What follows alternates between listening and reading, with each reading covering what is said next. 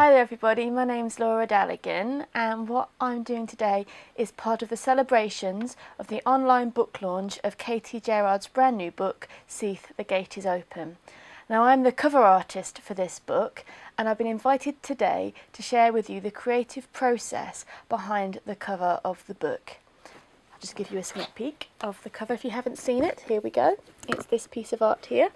I'm going to go into a little bit more explanation about this in just a second, but first of all, I was also the artist for Katie's first book, Odin's Gateways, and this is the cover here. And I thought I'd let you into the background information about both pieces because they are quite integrally linked. Now, when I was invited to do the book cover for Odin's Gateways, Katie had a very strong idea of what she wanted for the book, which was great. She wanted the ravens, she wanted the tree, and she wanted the runes on the back of the ravens.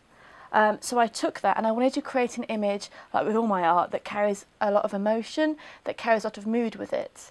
And the colours that I chose have that sense, I hope, of brooding, but also magic, and hopefully quite inviting.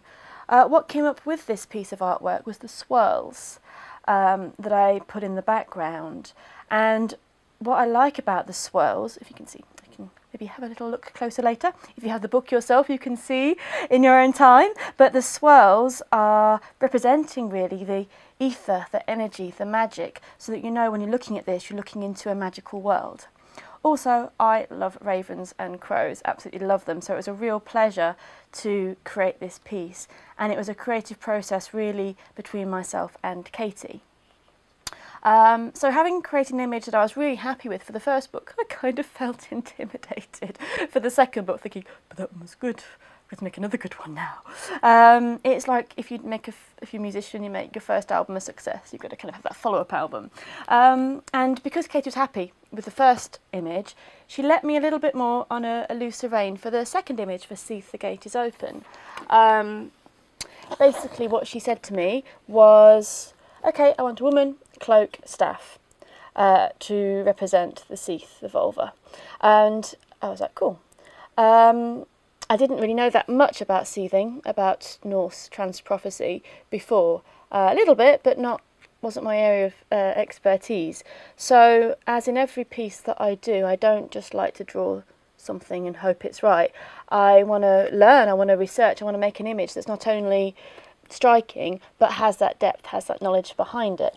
So I went on a big Google research and I found some really interesting stuff. I was researching all about Seath, about the vulva, about Norse Norse mythology and the roots of seething, and I really enjoyed that. And when I was actually drawing this, I actually had on YouTube in the background, I think, what was it called, The Blood of the Vikings or something. It was about 6 hours worth. I had that on loop in the background so I could immerse myself in the culture that I was working with to create an image that I hope would be special. And I think, like all art, there's an element of journeying, trance, and possibly shamanism when you're creating something, because you have an idea of what you want to create, especially with this, we had an idea, but something else, something other comes in while you're doing it, and I very much felt that with this. As you can see, I wanted to keep the colour theme similar so that it looked like it led on from the first book. So yes, we have lady in cloak, half hidden. I love the idea of the gate is open, so I have the trees there and two standing stones representing this open gate, this passageway. The same purple swirls as well. Swirls, we love swirls, they're a big key. I wanted to bring in something from the last book, so we have the crow, the raven here, cawing away, beckoning the Seath through the gateway. And the snake also, I love snakes, and I felt right to put a snake on the staff, a symbol of regeneration, a symbol of transition, and yeah, the staff seemed to fit completely with this snake that was coming in here, and also with the trees, they've got I don't know, with the element of having the swirls on the trees, the dots, they looked like they were of the other world as well, and that's what I wanted, something that was real, but also of the other world. So we could see that this character here, she was journeying, she was going on a magical venture, and I wanted her to look like she was beckoning you to come with her, without it being too cheesy or too intimidating, that you would want to follow this character through. And despite being a little bit, okay, I hope this is going to be good, I was actually really pleased with the results.